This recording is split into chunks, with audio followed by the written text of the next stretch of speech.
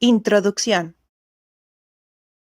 Los cuidados paliativos son un enfoque integral que aborda las necesidades de las personas que tienen enfermedades limitantes para la vida con el objetivo de mejorar su calidad de vida. Como familiar o voluntario, tienes la oportunidad de capacitarte para contribuir, junto a los profesionales de la salud, en su cuidado y anticiparte a sus necesidades. Con este curso aprenderás a implementar estrategias para que junto con tu familiar o conocido afronten su enfermedad. Proteger sus derechos para salvaguardar su dignidad y libertad. Tomar decisiones basándote en sus preferencias para respetar su autonomía. Atender sus necesidades alimenticias, conductuales y espirituales para salvaguardar su bienestar. Implementar medidas de higiene para prevenir el desarrollo de heridas e infecciones. Paliar los síntomas que produce su enfermedad para abatir su sufrimiento. Detectar la presencia de urgencias paliativas para buscar ayuda de manera oportuna.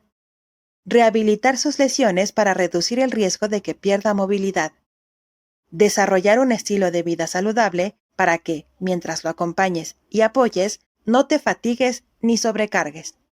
El tiempo que inviertas en realizar este curso será esencial para que le ofrezcas cuidados paliativos a las personas que viven con enfermedades limitantes para la vida en tu comunidad. Tu labor es trascendental.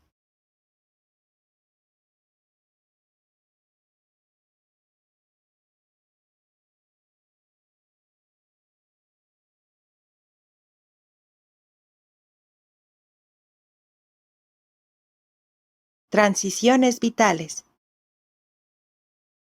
El ser humano es un ser único e irrepetible que durante el transcurso de su vida se expone a múltiples transiciones que tienen como objetivo proporcionarle sentido a su existencia.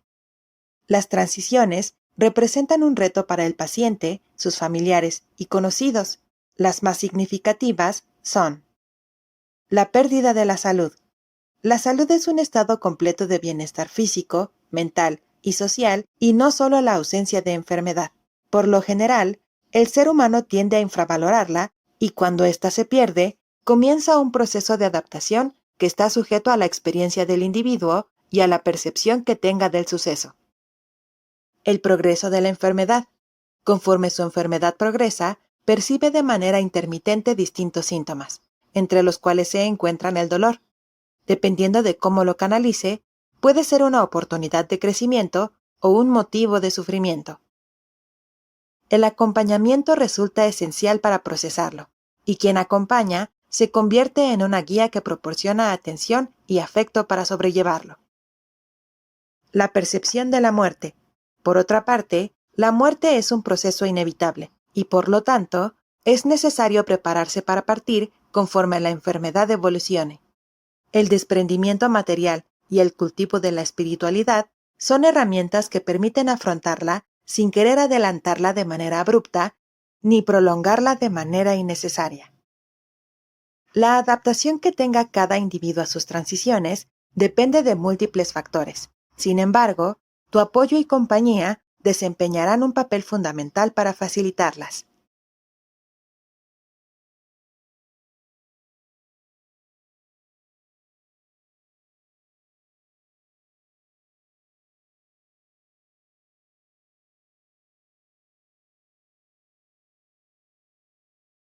Principios bioéticos.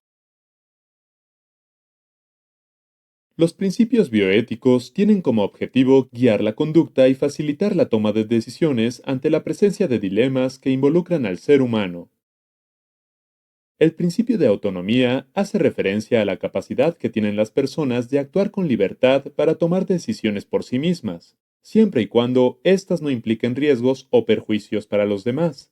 Por ejemplo, los médicos lo practican al ofrecerle información detallada a sus pacientes sobre los estudios o procedimientos que les desea realizar.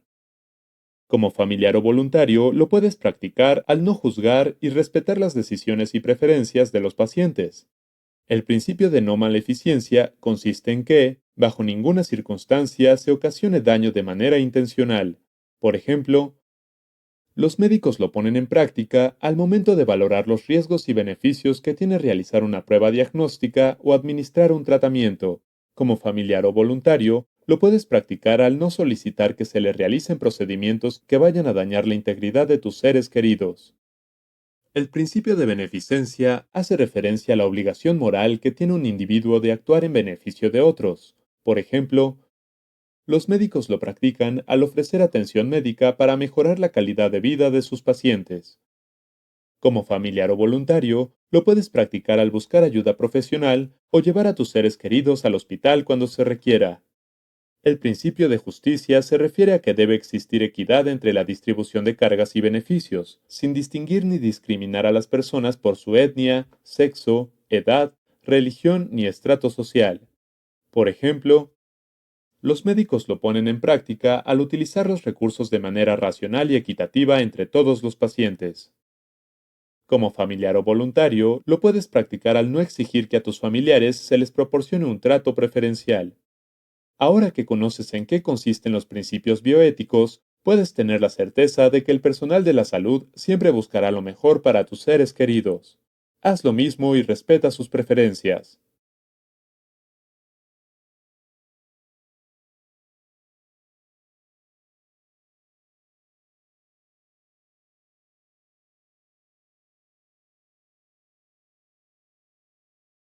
Consentimiento informado. El consentimiento informado es un documento escrito de carácter ético y legal en el que se detalla el estudio o procedimiento que se le desea realizar al paciente. De esta manera, él podrá autorizarlo o rechazarlo de manera informada. En medicina, se utilizan con regularidad para algunos procedimientos, como ingresos hospitalarios, procedimientos diagnósticos de alto riesgo, procedimientos terapéuticos de alto riesgo, procedimientos quirúrgicos de bajo y alto riesgo, investigación en seres humanos, donación de tejidos y órganos y necropsias. Para que un consentimiento sea válido, debe tener la siguiente información: nombre del paciente, nombre de su médico tratante, descripción del procedimiento que se quiere realizar, beneficios específicos que se desean obtener, riesgos que se pueden presentar, fecha de elaboración de consentimiento y nombre y firma del médico tratante, paciente y 2 testigos. Un profesional de la salud es quien se encarga de llenarlo, y los pacientes, familiares o testigos de leerlo y firmarlo. En caso de que la información no esté detallada, el paciente o los familiares tienen derecho de no firmarlo hasta que el personal de salud ofrezca información detallada y resuelva todas sus dudas. Existen circunstancias en las que un paciente, por estar inconsciente o por no tener pleno uso de sus facultades mentales, no será capaz de autorizarlo o rechazarlo. Cuando esto suceda, sus familiares directos o su apoderado legal serán los responsables de firmarlo o de negarse a firmarlo basándose en las preferencias que, con anterioridad, les haya expresado el paciente. El consentimiento informado se resguarda en el expediente clínico y es un documento legal que respalda la toma de decisiones y protege la autonomía de los pacientes. Cuando te lo den, revísalo con cuidado.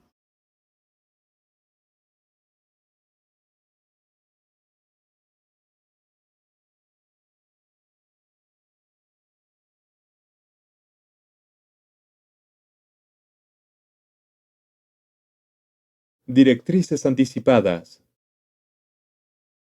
Las directrices anticipadas son documentos legales a través de los cuales una persona en pleno uso de sus facultades mentales manifiesta de manera voluntaria que no desea ser sometida a ciertas intervenciones médicas. De manera general, existen dos modalidades de directrices. El documento se tramita ante el notario público.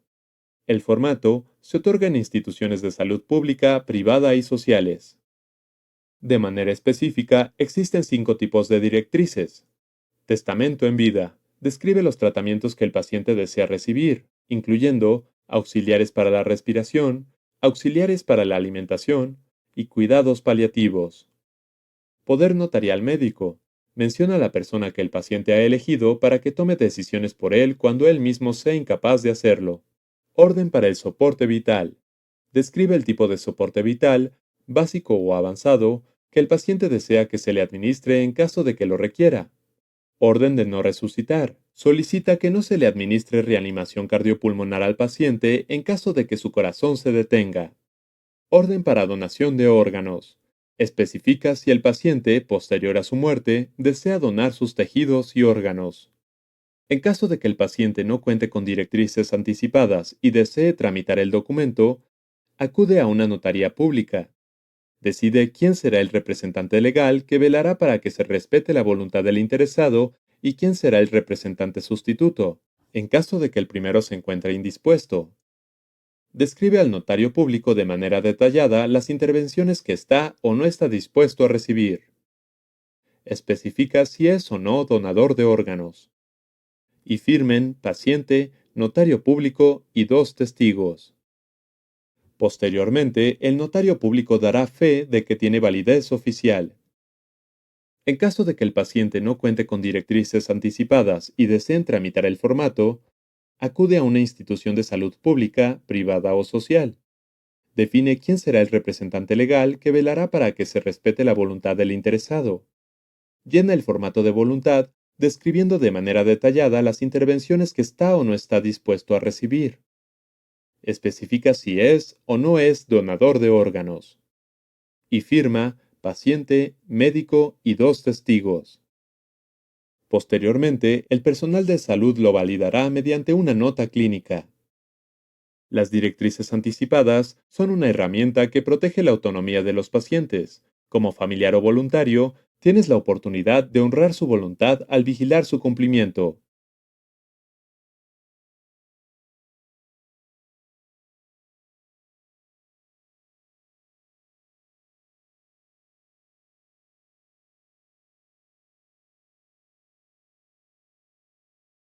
Toma de decisiones. Tomar decisiones al final de la vida es un proceso complejo que requiere del análisis de múltiples factores para garantizar que se cumpla la voluntad de los pacientes. En caso de que tu familiar o conocido no pueda decidir por sí mismo y tú seas su familiar directo o su apoderado legal, responde las siguientes preguntas para que tomes la mejor decisión para su salud. ¿Qué atención médica debe recibir el paciente? Solicita la información al personal de salud sobre su diagnóstico, tratamiento y pronóstico. ¿Es competente para tomar decisiones? Identifica, junto con el personal de salud, si es competente para tomar decisiones. En caso de que no se haya considerado competente, ¿cuáles son sus deseos y preferencias? Contempla los valores y preferencias de tu ser querido. Recuerda las acciones que él o ella hubieran querido que se realizaran o evitaran. ¿Qué calidad de vida se le puede ofrecer? Determina cuáles son las limitaciones y complicaciones que se derivan de su enfermedad. ¿Cuál es el contexto bajo el que se desarrolla la problemática? Incluye los aspectos culturales, económicos, educacionales, religiosos y sociales tuyos y de los demás familiares. Si después de responderlas aún no sabes qué decisión tomar, solicítale apoyo a su médico tratante para que juntos determinen cuál es la mejor manera de actuar. Platica con tus familiares y conocidos sobre los deseos y preferencias del paciente para que, en caso de que se presente una situación ante la cual debas decidir por ellos, estés seguro de cómo velar por sus intereses.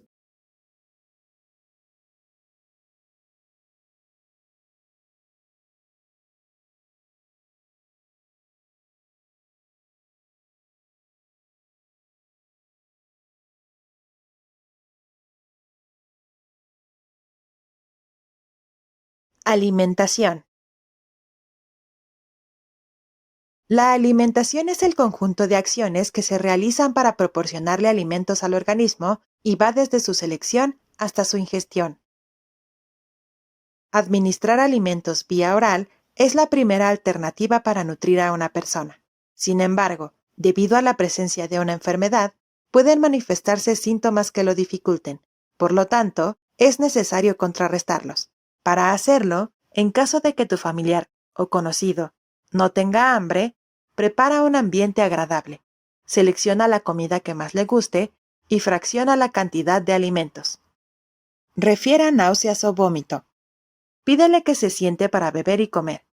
Ofrécele muchos líquidos, fracciona la cantidad de alimentos, No mezcles comidas calientes con frías, no le des lácteos ni sus derivados y proporciónale alimentos que tengan poca grasa y mucha fibra.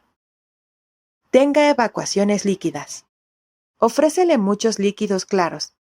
No le des lácteos ni sus derivados y paulatinamente reintroduce en su dieta las grasas y proteínas. En caso de que no pueda evacuar, ofrécele muchos líquidos.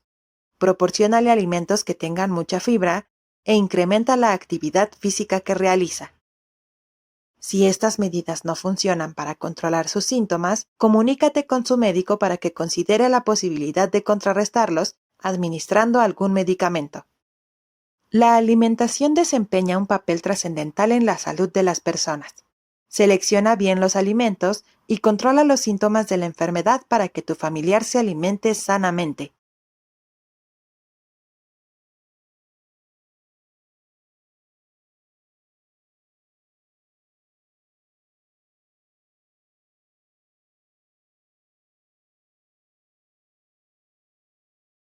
Actividad física.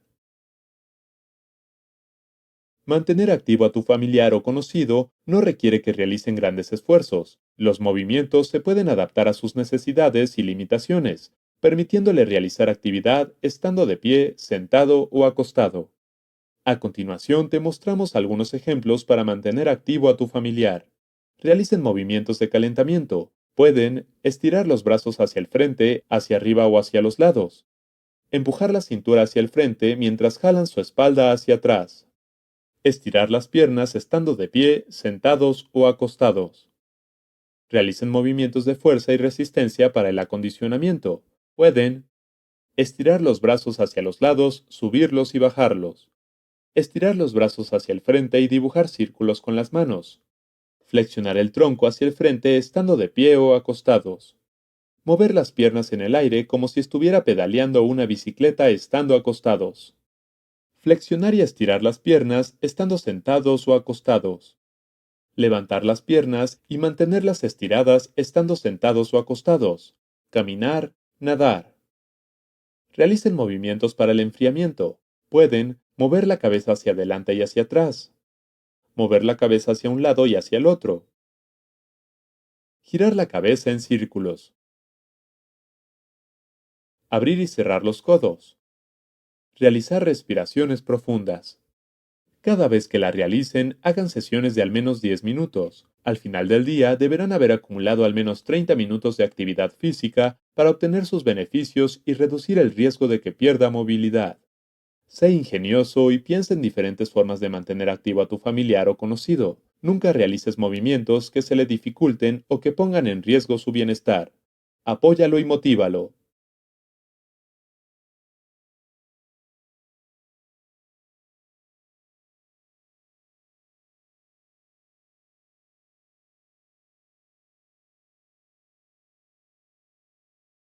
Movilización del paciente.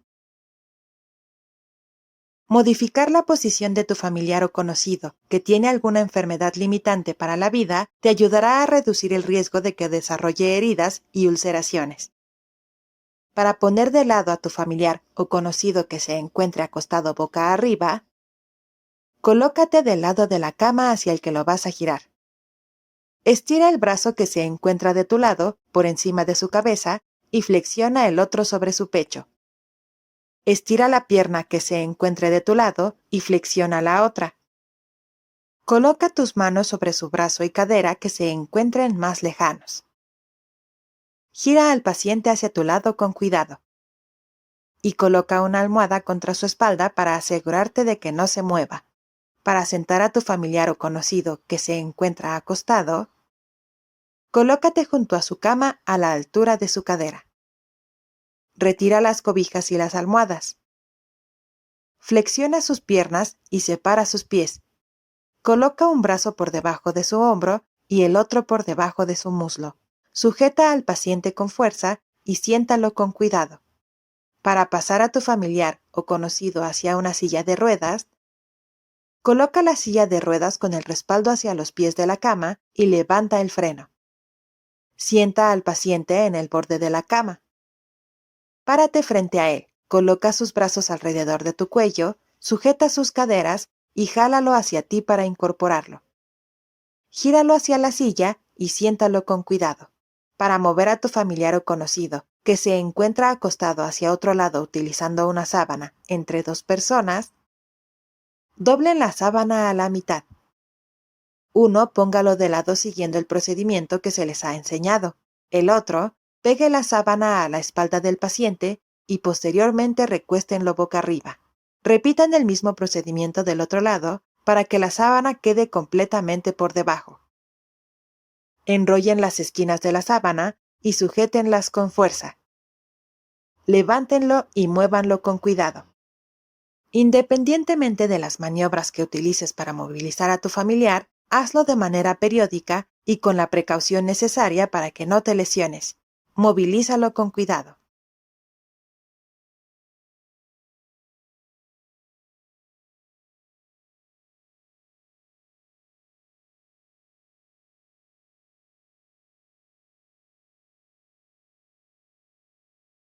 Cuidados de la piel. La piel de las personas con enfermedades limitantes se deteriora con frecuencia debido a su estado nutricional, escasa movilidad, mala higiene y evolución de su enfermedad. Por lo tanto, para prevenir el desarrollo de heridas y ulceraciones, es necesario que implementes ciertas medidas de higiene. En caso de que tu familiar o conocido tenga la piel seca, báñalo con jabones neutros, sécalo con toallas suaves, colócale compresas húmedas en zonas donde la piel se descame y aplícale cremas emolientes o hidratantes. Tenga la piel húmeda, báñalo con jabones neutros, sécalo con toallas suaves, evita que use ropa sintética, colócale absorbentes y colectores abiertos, cámbiale la ropa con frecuencia y aplícale cremas emolientes o hidratantes con óxido de zinc. Además, de manera general, utiliza colchones antiescaras. Modifica su posición con regularidad y reduce sus puntos de presión. Revisa la piel de tu familiar o conocido con frecuencia e implementa estas medidas de higiene para que no se desarrollen heridas ni ulceraciones. Es más sencillo prevenir que tratar lesiones.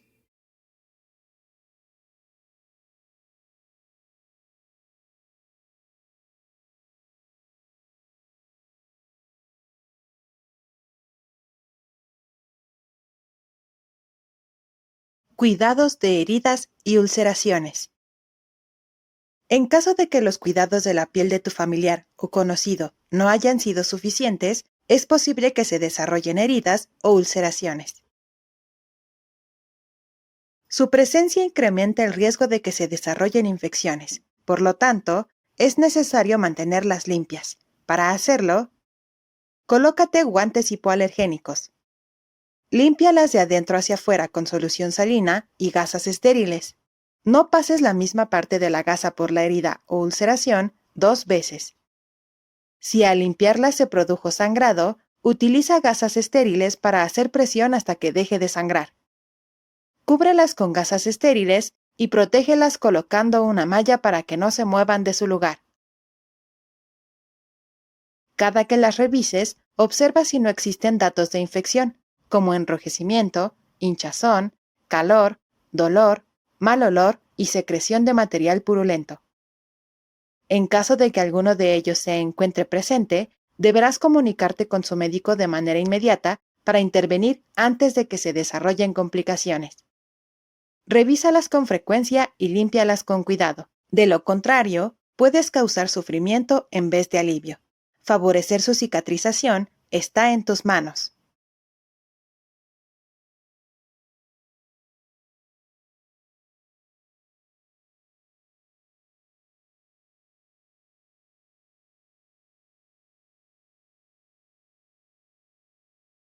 Cuidados de la boca. El tratamiento que reciben los pacientes con enfermedades limitantes para la vida frecuentemente les produce alteraciones y lesiones en la boca. Por lo tanto, deberás intervenir de manera oportuna ante la presencia de ciertas condiciones para prevenir el desarrollo de complicaciones. En caso de que tu familiar o conocido refiera que su boca está seca, hidrata sus labios con aceite de oliva o crema de cacao. Rocía su boca con saliva artificial o agua mineral. Dale de beber agua y jugos frescos que no contengan exceso de azúcar. Ofrécele cubitos de hielo hechos con limón y manzanilla. Dale a masticar caramelos ácidos o chicles sin azúcar.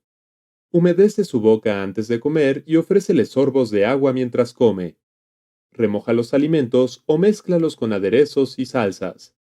Enjuaga su boca con limón o manzanilla después de cada alimento. Y cepilla sus dientes y lengua al menos 2 veces al día. Tenga la boca sucia, cepilla sus dientes con agua y bicarbonato. Realiza enjuagues bucales. Y si tiene dentadura postiza, sumérgela en un vaso con agua y lejía al 1% para limpiarla. Y en caso de que refiera dolor en la boca, revísala para detectar la presencia de infecciones. Administra gilocaína previo a la ingesta de alimentos. Y realiza enjuagues con agua y bicarbonato o bien con manzanilla. Mantener la boca de tu familiar o conocido libre de lesiones facilitará que se alimente. Revísala con regularidad e implementa estas medidas de higiene.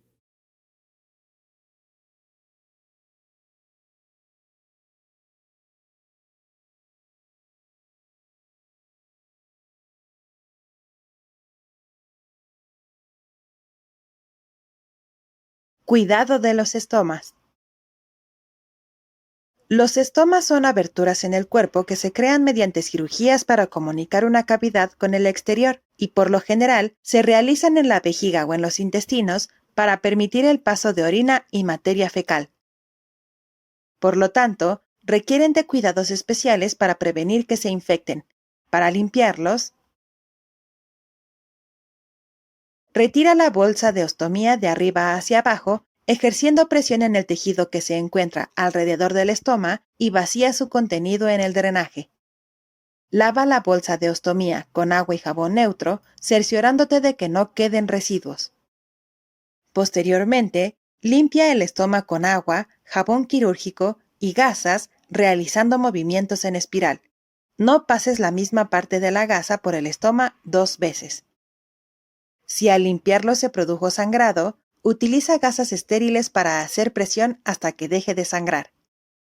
Seca el tejido alrededor del estoma con una gasa estéril. La humedad favorece el desarrollo de infecciones. Y finalmente, vuelve a colocar la bolsa de ostomía, asegurándote de que no existan fugas. Revisa los estomas con frecuencia para que no se acumulen los desechos y se derramen provocando infecciones. Cambia la bolsa con frecuencia para que los fluidos se continúen evacuando.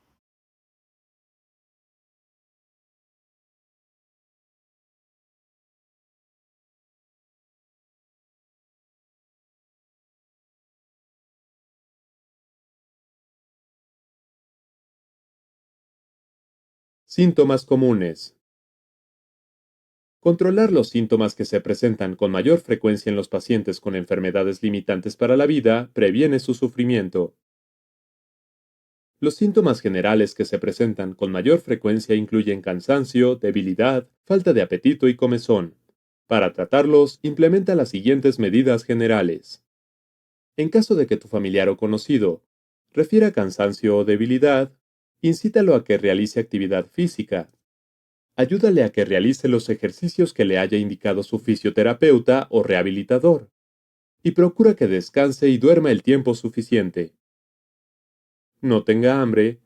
Prepara un ambiente agradable. Selecciona la comida que más le guste y fracciona la cantidad de alimentos. O sienta comezón. Báñalo con agua tibia. No le talles la piel con jabón. Sécalo sin producir fricción. Aplícale cremas emolientes o humectantes. No lo vistas con ropa de lana. Y no lo expongas a temperaturas elevadas. Además, si su médico le prescribió algún medicamento para tratar los síntomas generales, administraselo como lo haya indicado. Los síntomas neurológicos que se presentan con mayor frecuencia incluyen ansiedad, confusión, delirio y depresión. Para tratarlos, implementa las siguientes medidas generales. En caso de que tu familiar o conocido refiera ansiedad o esté confundido, proporciónale un ambiente tranquilo y seguro. Acompáñalo y fomenta que otros familiares lo visiten. Y busca ayuda profesional. Presente delirio. Proporciónale un ambiente tranquilo y seguro. Identifica si los episodios se desencadenan después de administrar algún medicamento. En caso de que sea así, notifícaselo a su médico. Y busca ayuda profesional. O tenga depresión. Proporciónale un ambiente tranquilo y seguro, acompáñalo y fomenta que otros familiares lo visiten, y busca ayuda profesional. Además, si su médico le prescribió algún medicamento para tratar los síntomas neurológicos, administraselo como lo haya indicado. Los síntomas respiratorios que se presentan con mayor frecuencia incluyen dificultad para respirar y tos. Para tratarlos, implementa las siguientes medidas generales. En caso de que tu familiar o conocido sienta que le falta el aire, manténlo en espacios abiertos. Cuando esté en espacios cerrados, abre las ventanas y ventila la habitación. Procura que permanezca sentado o semisentado. Ofrécele muchos líquidos y raciónale los alimentos en porciones. O tenga tos. Procura que permanezca sentado o semisentado. Aspira el exceso de secreciones de su boca. Y ofrécele muchos líquidos. Además, si su médico le prescribió oxígeno o algún medicamento para tratar los síntomas respiratorios, administraselos como lo haya indicado. Los síntomas digestivos que se presentan con mayor frecuencia incluyen náusea, vómito, diarrea y estreñimiento. Para tratarlos, implementa las siguientes medidas generales. En caso de que tu familiar o conocido refiera náuseas o tenga vómito, pídele que se siente para beber y comer. Ofrécele muchos líquidos. Fracciona la cantidad de alimentos. No mezcles comidas calientes con frías. No le des lácteos ni sus derivados. Y proporciónale alimentos que tengan poca grasa y mucha fibra. Presente evacuaciones líquidas. Ofrécele muchos líquidos. No le des lácteos ni sus derivados. Y proporciónale líquidos claros. Paulatinamente reintroduce en su dieta las grasas y proteínas. O no pueda evacuar. Ofrécele muchos líquidos. Proporciónale alimentos que tengan mucha fibra e incrementa la actividad física que realiza. Además, si su médico le prescribió una dieta o algún medicamento para tratar los síntomas digestivos, administráselos como lo haya indicado. Combinar las medidas generales con la administración de medicamentos ayudará a controlar los síntomas que se presentan con mayor frecuencia en las personas con enfermedades limitantes para la vida. Al hacerlo, mejorará su calidad de vida.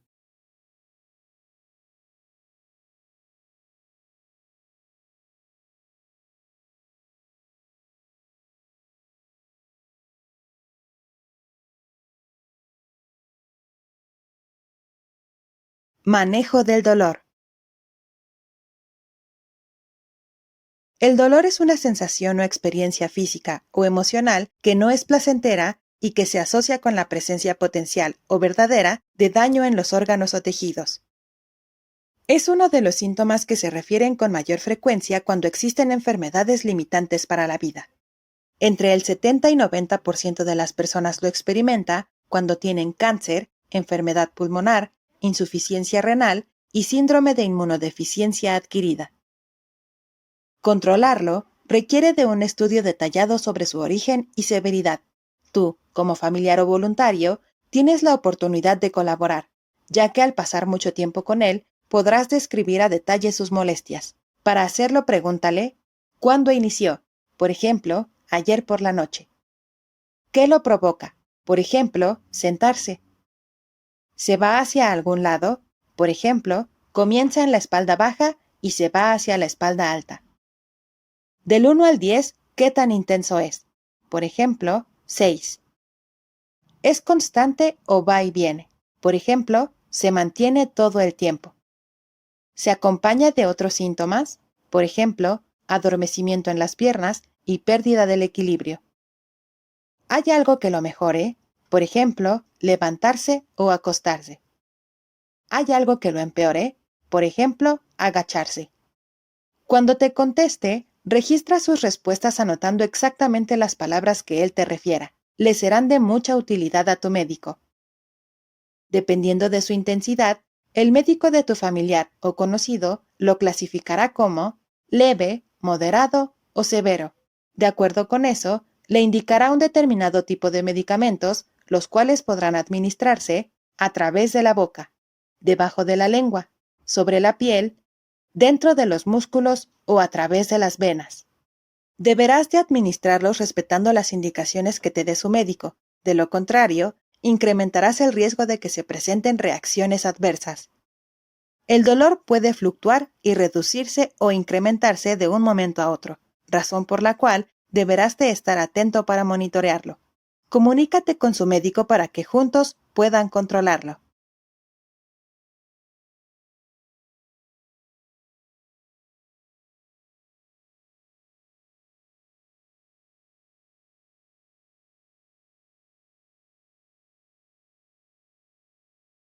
Uso de medicamentos. En los pacientes con enfermedades limitantes para la vida, es común que les prescriban 3 o más medicamentos, incrementando el riesgo de que se presenten reacciones adversas debido a interacciones medicamentosas y condicionando su abandono. Para prevenir que esto suceda, elabora una tabla que contenga el nombre, dosis, vía de administración, frecuencia y duración de cada uno de los medicamentos que le prescribieron a tu familiar. Adminístralos apegándote a las indicaciones que te dio su médico. No debes adelantar o retrasar una toma, reducir o incrementar la dosis, cambiar la vía de administración, ni acortar o prolongar la duración del tratamiento. Registra los síntomas que le produzca cada uno de los medicamentos a tu familiar, utiliza sus palabras y proporciona detalles. Y notifícaselo a su médico para que modifique el esquema de tratamiento o les indique las acciones que pueden implementar para contrarrestarlos. Monitorear de manera continua la presencia de reacciones adversas es de utilidad para reducir el riesgo de que se abandone el tratamiento. Colabora con el médico de tu familiar o conocido.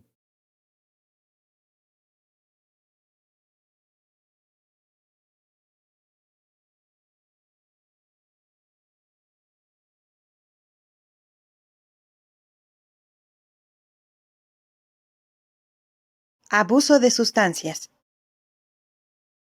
Los pacientes con enfermedades limitantes para la vida experimentan una serie de emociones que, con frecuencia, tienden a derivar en el abuso de sustancias. Entre las sustancias que se utilizan con mayor frecuencia se encuentran alcohol, tabaco, drogas y medicamentos, especialmente aquellos que se utilizan para controlar o aliviar el dolor. Para prevenir que esto le suceda a tu familiar o conocido, reconoce su esfuerzo, fortalece su autoestima, establece una buena comunicación y promueve la confianza y el respeto. En caso de que las medidas preventivas hayan fallado y sospeches que tu familiar o conocido abusa de sustancias, identifica si bebe, fuma o se droga, se aleja de amigos y familiares, abandona las actividades de ocio y recreación que solía disfrutar, corre riesgos innecesarios o pone en peligro su vida, tiende a tener problemas con la ley o refiere a estar ansioso, deprimido o pensar en el suicidio. En caso de que detectes que lo hace, acércate a él y exprésale tu apoyo. Comunícate con su médico para que los oriente sobre las medidas que se deben implementar. Aleja de su alcance cualquier sustancia que represente un riesgo. Fomenta su asistencia al psicólogo y a grupos de apoyo. En caso de que lo desee, acompáñalo sin juzgarlo. Vigila que no reincida. En caso de que lo haga, sé paciente. Prevenir y detectar el abuso de sustancias de manera temprana te permitirá intervenir de manera oportuna para que tu familiar o conocido no desarrolle dependencia. Manténlo seguro.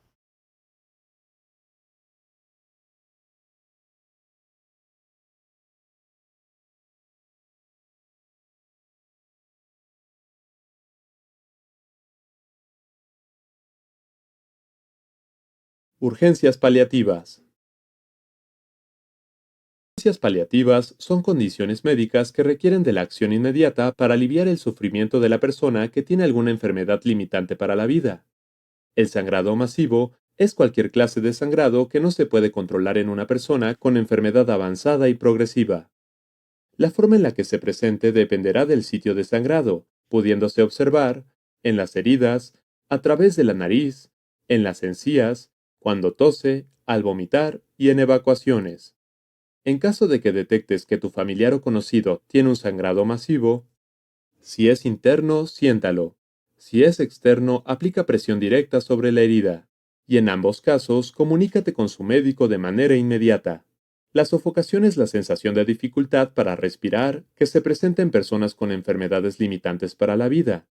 Sus manifestaciones clínicas dependerán de la severidad de su enfermedad, pudiéndose presentar sensación de falta de aire, cambios de coloración en la piel, incremento en la frecuencia con que respira, aleteo nasal, retracción de la piel sobre y por debajo del esternón y entre las costillas, y confusión o somnolencia. En caso de que detectes que tu familiar o conocido se está sofocando, siéntalo. Ventila la habitación. Si tienes secreciones en la nariz o boca, aspíralas. Si usa oxígeno suplementario, administraselo. Y comunícate con su médico de manera inmediata. La obstrucción del flujo sanguíneo de la vena cava superior, una vena importante que lleva la sangre hacia el corazón, es una urgencia paliativa que se manifiesta por dificultad para respirar, cambios de coloración en la piel, confusión o somnolencia, hinchazón en la cara y abombamiento de las venas en el cuello. En caso de que detectes que tu familiar o conocido tiene síntomas compatibles con una obstrucción de vena cava, siéntalo. Si usa oxígeno suplementario, administraselo. Y comunícate con su médico de manera inmediata. La compresión medular consiste en el atrapamiento de la médula espinal o de sus raíces nerviosas entre las vértebras. Los síntomas que se presenten dependerán del sitio de compresión, dolor que se localiza con mayor frecuencia en la espalda alta, seguido de la espalda baja y el cuello. No cede con la administración de medicamentos para el dolor. Empeora al acostarse. Mejora al sentarse, levantarse o toser. Alteraciones de la sensibilidad que van desde hormigueo hasta el adormecimiento. Debilidad en las extremidades que se presenta en ambos lados, se distribuye de manera simétrica, progresa desde los hombros hacia las manos o desde las caderas hacia los pies. Dificultad para caminar, problemas para mantener el equilibrio, pérdida de la movilidad en las extremidades, impotencia sexual y pérdida del control al momento de orinar o defecar. En caso de que detectes que tu familiar o conocido tiene síntomas compatibles con una compresión medular, indícale que no se mueva y comunícate con su médico de manera inmediata. El estatus epiléptico consiste en una convulsión continua que dura más de 30 minutos o dos convulsiones en las que el paciente no recuperó la conciencia. Sus manifestaciones clínicas dependerán de la causa, pudiéndose presentar de manera focal, incluyendo alteraciones en la sensibilidad o movilidad, o de manera generalizada, incluyendo movimientos atípicos en todo el cuerpo. En caso de que detectes que tu familiar o conocido tiene un estatus epiléptico, aleja los objetos con los que se pudiera golpear. Colócale una toalla o chamarra debajo de su cabeza y comunícate con su médico de manera inmediata. Detectar la presencia de urgencias paliativas de manera oportuna es imprescindible para reducir la angustia y prevenir el sufrimiento. Mantén una comunicación continua con su médico.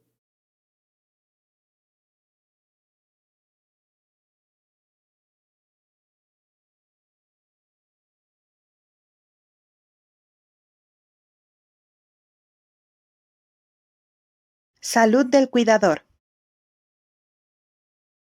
Los cuidadores de personas que tienen enfermedades limitantes para la vida experimentan una carga física y emocional considerable, que si no se canaliza, puede repercutir de manera negativa en su salud.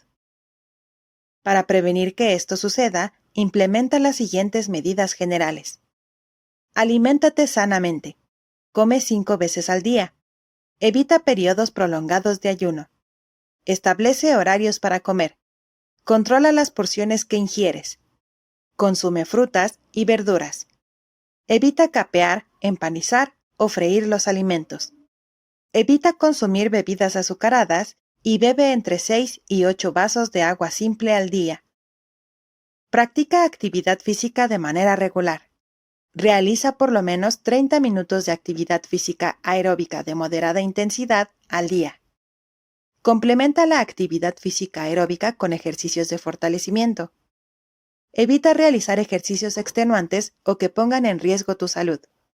Identifica los síntomas de alarma que requieren que acudas de manera inmediata con tu médico. Aprende a manejar tus emociones.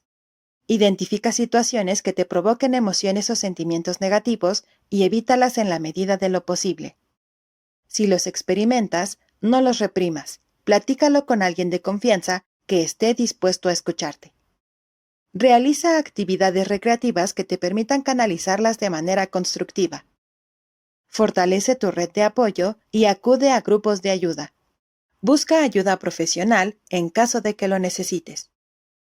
Descansa y duerme entre 6 y 8 horas al día. Proteger tu salud mientras atiendes las necesidades de alguna persona con enfermedad limitante para la vida te beneficiará a ti y a quienes te rodean. No te descuides.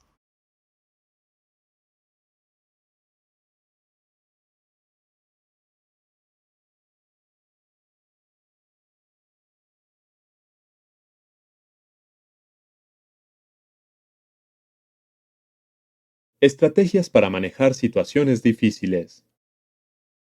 Cuidar personas que tienen enfermedades limitantes para la vida es un reto, ya que frecuentemente se presentan situaciones difíciles. Implementar estrategias para manejarlas te ayudará a proteger tu bienestar y el de tu familiar o conocido. Existe una estrategia de 4 pasos que se llama la terapia de la dignidad, que tiene como objetivo mejorar la calidad de vida y reducir el sufrimiento de los enfermos, basándose en los principios de bondad, humanidad y respeto. Para implementarla, mantén una buena disposición para afrontar los problemas que se deriven de la enfermedad. Atiéndelo con alegría y no juzgues sus decisiones. Reconócelo como un ser humano único e irrepetible. Si ya has tenido experiencia cuidando a algún otro enfermo, notarás que cada situación es distinta y que no debes generalizar las atenciones. Ponte en su lugar y trátalo como te gustaría que te trataran si tú estuvieras enfermo. Los detalles, por mínimos que sean, tienen la capacidad de incidir positivamente en su estado de ánimo. Y mantén un canal de comunicación adecuado a través del cual puedas escucharlo de manera activa y reconfortarlo con palabras gentiles. Valora cada una de las conversaciones. Procura que los demás cuidadores se familiaricen con la estrategia y coordínate con los profesionales de la salud para implementarla con éxito. Vivir y morir con dignidad es un derecho.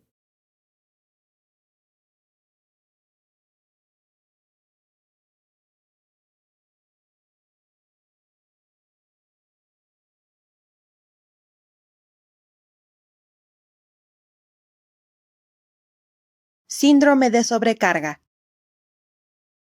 El síndrome de sobrecarga es una condición que se desarrolla cuando la persona que está encargada de atender las necesidades de una persona que está enferma deja en un segundo plano su cuidado físico y emocional. Para prevenir que se desarrolle, es necesario que implementes las medidas generales que se te mencionaron con anterioridad. En caso de que no las hayas implementado o que hayas experimentado una carga física y emocional considerable, es posible que lo desarrolles. Para detectar su presencia, identifica si has tenido cambios frecuentes en tu estado de ánimo, dificultad para concentrarte o recordar sucesos, dificultad para descansar y conciliar el sueño, aislamiento familiar y social, desinterés por necesidades personales y resentimiento hacia otros posibles cuidadores. En caso de que reconozcas uno o más, es necesario que acudas de manera inmediata con tu profesional de la salud para que determine el tipo de ayuda que debes recibir y las acciones que debes implementar para contrarrestarlo. De lo contrario, seguirá progresando. El síndrome de sobrecarga merma tu calidad de vida y condiciona la atención que le puedes ofrecer a alguna persona que tenga enfermedades limitantes para la vida. Detéctalo e implementa medidas para combatirlo.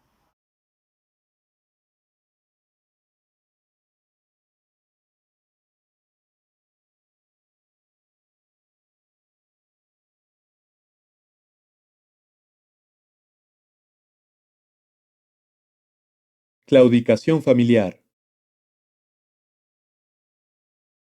Cuando el síndrome de sobrecarga no se resuelve a tiempo, puede derivar en la claudicación familiar. que es la incapacidad de la familia para ofrecer una respuesta adecuada a las necesidades de cuidado del paciente. Se presenta con mayor frecuencia cuando la familia está desestructurada, no existen suficientes cuidadores, no cuentan con una red de apoyo, o cuando los cuidadores perciben que están dejando de lado sus proyectos personales.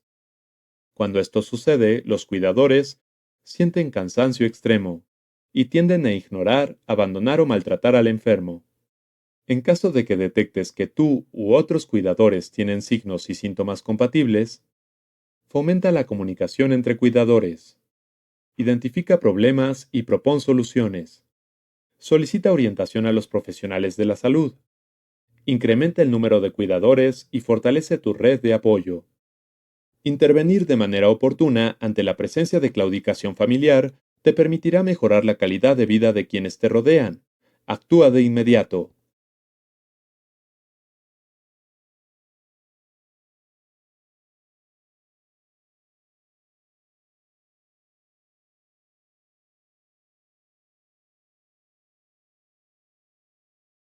Proceso del duelo. El duelo es la reacción natural ante la pérdida de un estado, objeto, vínculo o persona, y su expresión puede magnificarse de acuerdo con el significado que se le otorgue. El duelo se desarrolla en etapas, las cuales no tienen un orden cronológico y pueden curarse más de una vez. Entre ellas se encuentran: negación. La persona niega la pérdida como un método de defensa personal. Por ejemplo, no estoy enfermo, solo es una etapa. Ira. La persona reconoce que la negación no puede continuar y expresa su ira. Por ejemplo, no es justo que esto me suceda a mí. Negociación. La persona cree que existe esperanza e intenta negociar con un poder superior. Por ejemplo, Dios, si me curas, prometo que no faltaré a misa. Depresión. La persona entiende que su muerte es inminente y se aísla. Por ejemplo, ya no quiero recibir ningún tratamiento, de todas maneras voy a morir. Aceptación. La persona comprende que el momento ha llegado y afronta su muerte con paz y tranquilidad. Por ejemplo, es momento de que me prepare para partir. Dependiendo de cómo se afronte cada una de las etapas, la persona puede experimentar un duelo complicado, el cual genera conductas que generan problemas que impiden que se complete el proceso. Algunos factores de riesgo para desarrollarlo incluyen: persistencia del sentimiento de culpa, falta de interés para amar a otra persona, intensidad de la respuesta desproporcionada, incapacidad para realizar actividades cotidianas. Puedes prevenir que esto suceda si reduces tu estrés, incrementas tu autoestima, mejoras tu calidad de vida, salvaguardas tu salud mental y evitas el aislamiento social. Reconocerás que lo estás superando cuando puedes recordar a la persona sin llorar ni entristecerte. Cuando seas capaz de establecer nuevas relaciones en tu vida. Sin embargo, si consideras que no estás teniendo un manejo adecuado, siempre será recomendable que busques ayuda profesional para que recibas atención especializada. La muerte es un suceso inherente a la condición humana y el proceso de duelo es una manera de adaptarse para continuar viviendo ante la pérdida. Recuerda que su duración es variable y que no debe ser incapacitante.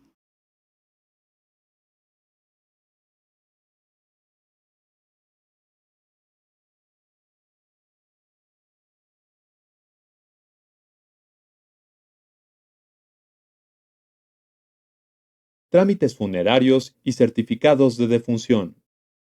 Los trámites funerarios son un proceso indispensable para obtener el certificado de defunción. Si no se realizan, es imposible continuar con el proceso de entierro o cremación. Si eres el familiar o responsable legal de la persona que falleció, los trámites funerarios los puedes realizar con el médico que atendió su enfermedad, en la unidad médica en donde se encontraba internado, o, si no se encontraba internado, en el centro de salud más cercano. En caso de que no haya médicos disponibles, puedes acudir con la autoridad civil de tu localidad, y, si el fallecimiento fue por accidente o violencia, también deberás notificar al Ministerio Público. Para llevarlos a cabo, solamente tienes que realizar 3 sencillos pasos. Proporciona tu identificación oficial y la de tu familiar o apoderado legal. Revisa que la información del certificado de defunción sea legible, esté completa y coincida con la documentación. Cuando te entreguen el certificado de defunción, acude al registro civil para que lo canjees por el acta de defunción, la cual te será de utilidad para proceder con el entierro o cremación, cobrar seguros de vida, condonar deudas, tramitar herencias y pensiones. El trámite es sencillo y el personal médico y administrativo del hospital tratarán de agilizarlo para que puedas despedir a tu familiar o apoderado legal como lo tenían planeado.